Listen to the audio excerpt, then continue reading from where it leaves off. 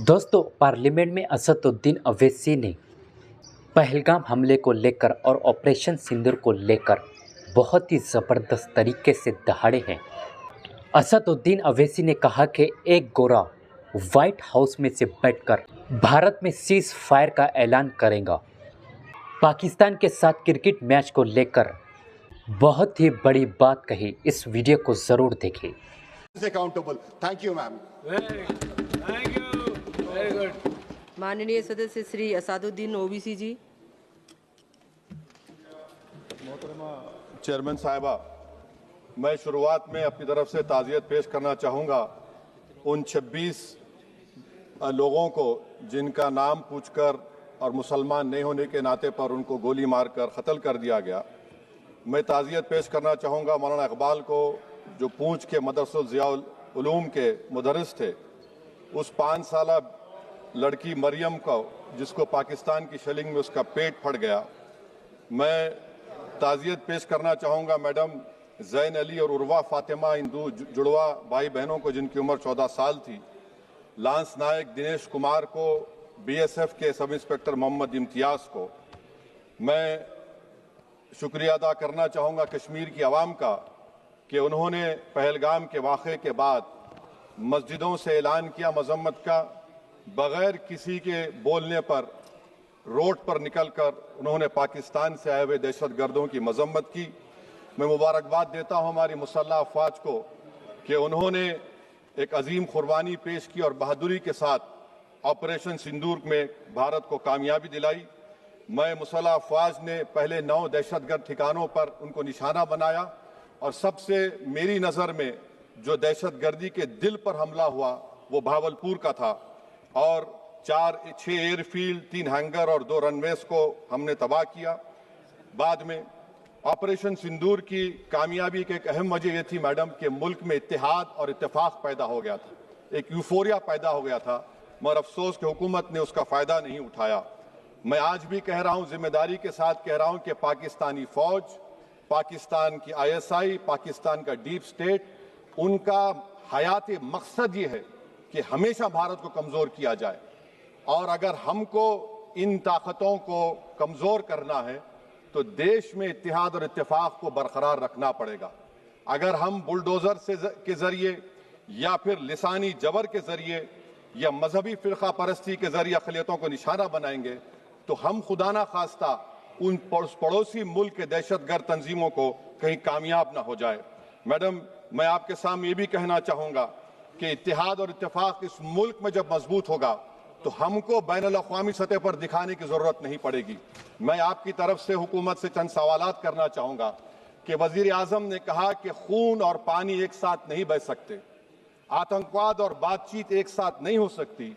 तो मेरा सवाल आपके ज़रिए से वज़ीर आज़म और हुकूमत से ये है, फिर जिन इंसानों को बैसारा की वादी में मारा गया था, क्या आपका ज़मीर इस बात की इजाज़त देता है कि आप ट्रेड बंद कर दिए, पाकिस्तान का एयरक्राफ्ट हमारे एयर स्पेस पे नहीं आ सकता, उनकी कश्ती हमारे पानी में नहीं आ सकती, ट्रेड खत्म हो चुका है डायरेक्ट इनडायरेक्टेड, आपका ज़मीर जिंदा क्यों नहीं है? किस सूरत से आप पाकिस्तान से क्रिकेट मैच खेलेंगे जब हम पानी नहीं दे रहे हैं? 80% पानी पाकिस्तान का हम रोक रहे हैं, ये कहकर के पानी और खून नहीं बहेगा, आप क्रिकेट मैच खेलेंगे? मैडम, मेरा ज़मीर तो गवारा नहीं करता कि मैं उस मैच को देखूंगा। क्या इस हुकूमत में इतनी हिम्मत है कि उन 25 मरने वालों को फोन करके कहे कि देखो हमने ऑपरेशन सिंदूर में बदला ले लिया, अब तुम पाकिस्तान का मैच देखो? बड़ी अफसोस की बात है मैडम। मैडम, अकाउंटेबिलिटी किस पर है? पहलगाम किसने किया? 7.5 लाख हमारी फौज और सेंट्रल पैरामिलिट्री फोर्स है, ये कहां से 4 चूहे घुसकर हमारे भारत के नागरिक को मारे? अकाउंटेबिलिटी किस पर फिक्स होगी? LG पर फिक्स होगी तो LG को बरतरफ करिए, IB पर आती है तो एक्शन लीजिए, पुलिस पर आती है तो एक्शन लीजिए, मगर आप ये समझ रहे हैं कि ऑपरेशन कर दिया और हम खामोश लोग भूल जाएंगे। अकाउंटेबिलिटी फिक्स करना पड़ेगा। मैडम, डिटरेंस आपकी क्या है?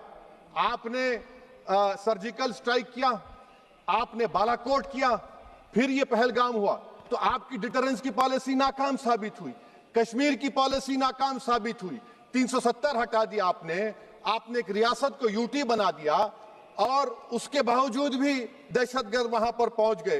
तो और अफसोस मुझे इस बात का होता है मैडम कि पाकिस्तान को हम जानते हैं, पाकिस्तान और इजराइल इस पूरी दुनिया में एक फेल्ड स्टेट है, और पाकिस्तान के आर्मी चीफ को, जिससे हमारे स्ट्रेटेजिक रिलेशनशिप, इसको अपना दोस्त कहते हैं, उस देश का प्रेसिडेंट उस शख्स को बुलाकर खाना खिलाता है अपने साथ, जिसके भाषण से हमारे लोग मारे गए थे। तो क्या आपकी खारजा पॉलिसी कामयाब हुई? आप देख लीजिए। अच्छा, हमारे देश में एक ऐसी तंजीम है जिसका वजूद नफरत की बुनियाद पर और मजहबी अज़वियत को फैलाने के लिए बनाया गया। उनको तकलीफ है सेकुलरिज्म से, सोशलिज्म से, मगर हमारे संविधान के प्रियम्बल में लफ्ज सॉवरेन है। सॉवरेन का मतलब यह है कि हम खुद मुख्तार हैं, हम हाकिम आला हैं, हम अपने मुल्क के मुकद्दर का फैसला करेंगे। एक गोरा व्हाइट हाउस में बैठकर भारत की सीज फायर का ऐलान करेगा? यह आपका नेशनलिज्म है? अफसोस होता है मुझे सर। मैडम मैं आपसे पूछना चाह रहा हूं कि अगर एक चचा सैम ऐलान कर रहे हैं तो हमारी फौज पर क्या असर पड़ा होगा? हमारे उन पायलटों पर क्या असर पड़ेगा जो नहीं मालूम कितनी ऊपर आसमानों पर भारत की हिफाजत कर रहे हैं? वो नेवी का सिपाही जो समंदर में खड़ा हुआ है, उसको यह नहीं मालूम हो रहा है कि मेरा प्रधानमंत्री ऐलान नहीं किया, एक गोरे ने ऐलान किया। बड़ा ये आपके कैसा होगा ये? मैडम मेरा सवाल हुकूमत से यह भी है कि हम कोई एडवर्सेरियल कंट्री नहीं है अमेरिका के लिए, हम दोस्त हैं, स्ट्रेटेजिक रिलेशनशिप है। क्या क्या एग्रीमेंट हमने साइन नहीं किया, तो क्या ये दोस्ती निभा रहे हैं? मैडम मैं हिस्टोरिकल एग्जांपल दे रहा हूं, क्रुश्चेव और टीटो। क्रुश्चेव ने दबाव डाला, टीटो ने कहा मैं नहीं मानता, मैं नैम ज्वाइन करूंगा। मैडम फ्रांस और यूएसए, डिगोल को जब यूएसए ने दबाव डाला तो डिगोल ने कहा कि तुम दोस्त हो मगर हमारी खारिजा पॉलिसी आजाद ना है। मैडम वहीं पर आप देखिए गुजराल साहब, जिसको कहते सबसे कमजोर थे, वजीर आजम थे, उन्होंने बहादुरी का मजारा है कि रिफूलिंग करने नहीं दिया। वियतनाम 20 साल यूएसए लड़ा मगर झुका नहीं, और हम उनको बोल भी नहीं पा रहे, हम तो कोई दुश्मन मुल्क तो नहीं है अमेरिका के, ये आपको समझने की जरूरत है। और मैडम यहां पर वजीर खारजा ने कहा वो चीन गए, डिप्टी चीफ ऑफ स्टाफ ने कहा कि चीन के इक्विपमेंट एक लाइव लैब था हमारे उनके लिए। क्या आपने कहा चीन को कि तुमने क्यों दिया पाकिस्तान को हथियार? आप नहीं कहे। और मैडम आप जानते हैं कि रक्षा मंत्री ने कहा कि स्विफ्ट एंड प्रोपोर्शनेट, तो फिर जो इंडोनेशिया मिलिट्री अटैचे ने कहा कि हमको कहा गया मत मारो, हम सेल्फ डिफेंस में भी नहीं मार सकते थे पाकिस्तान को। और अगर आप ट्रंप के बयान को गलत कह रहे हैं कि 5 एयरक्राफ्ट नहीं गिरे, मैं यकीन करता हूं आपकी बात का, आप हमारे पायलट्स को कमेंट करिए ना, हमारे पायलट्स को कमेंट करिए कि हम अपने पायलट्स की तारीफ करते हैं, आप वो भी नहीं करना चाहते। मैं हुकूमत से जानना चाहता हूं मैडम कि क्या फ्रांस ने हमको सोर्स कोड नहीं दिया जिसकी वजह से हमारे एयरक्राफ्ट को क्या नुकसान हुआ? अब मुस्तकबिल में आप हथियार खरीदेंगे तो क्या आप सोर्स कोड हासिल करेंगे? और मैडम मैं आपको बताना चाह रहा हूं, मेरे सवाल का जवाब हुकूमत दे, हमारे पास सैंक्शन जो स्क्वाड्रन है 42 है, 60 साल के बाद सिर्फ 29 काम कर रहे हैं। पाकिस्तान के पास 25 हैं, चीन के पास 50 से ज्यादा हैं। 11 साल से आप सरकार में हैं, सबमरीन नहीं है, थर्ड एयरक्राफ्ट कैरियर कहां पर है आप बताइए। और मैडम FATF में लाना पड़ेगा आपको। अगर आप विश्व गुरु हैं तो हम आपको चैलेंज कर रहे हैं, आप G7 के कंट्रीज को, GCC को और चचा सैम को राजी कराइए कि पाकिस्तान को, मैडम खत्म कर रहा हूं, FATF में दोबारा लाया जाए। मैडम ऑल पार्टी मीटिंग हुई, देखिए कितना कॉन्ट्रडिक्शन है केंद्र सरकार में और स्टेट सरकार में। ऑल पार्टी मीटिंग में मैं था, केंद्र सरकार ने कहा कि नहीं, बैसारन मिडोस पर तो कोई जा ही नहीं सकता, जून से पहले इजाजत लेना पड़ेगा। बाद में हमको मालूम हुआ कि साल भर खुला रहता मिडोस सिवाय बारिश और स्नो के। ये कॉन्ट्रडिक्शन है केंद्र सरकार में। वहां पे मैं हुकूमत से मुतालबा करता हूं मैडम आपके जरिए से कि कौमी सिक्योरिटी को, नेशनल सिक्योरिटी को, खारिजा पॉलिसी को, फॉरेन पॉलिसी को राजनीति का मुद्दा मत बनाइए, राजनीति का मुद्दा मत बनाइए। ये हमारे मुल्क में मुफाद होगा, हमारे मुल्क के इत्तेहाद और एकजुटती को आप एक वोट का जरिया मत बनाइए। और मैं एक आखिरी बात पूछ रहा हूं मैडम, क्या चीन ने हमसे कहा था कि सीज फायर कर लो? और कैसे पाकिस्तान ने हमारे पायलट्स की बातों को सुना कि हमारा कम्युनिकेशन एनक्रिप्ट नहीं है? मैडम आखिर में मैं अपने शेर से इस अपनी बात को खत्म करूंगा कि अपने ही हाथों से सर अपना कटाना है हमें, मादर हिंद पे भेंट चढ़ाना है हमें, किस तरह मरते हैं एहरारे वतन भारत पर, यह तमाशा है जो दुनिया को दिखाना है हमें।